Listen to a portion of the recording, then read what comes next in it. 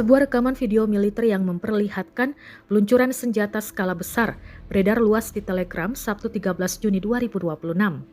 Video tersebut merilis bukti keberhasilan kelompok perlawanan Hizbullah dalam meluncurkan serangan udara terkoordinasi ke posisi-posisi strategis Angkatan Darat Israel atau IDF.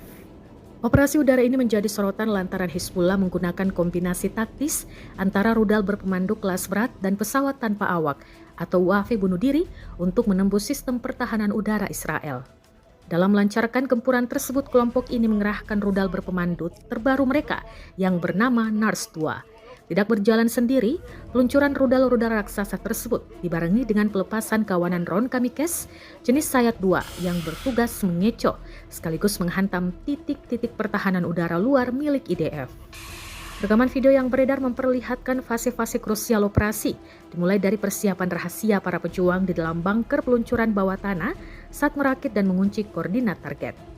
Video kemudian beralih secara dramatis menampilkan detik-detik rentetan roket NARS-2 melesat membelah langit malam dengan kecepatan tinggi menuju wilayah yang dikuasai Israel.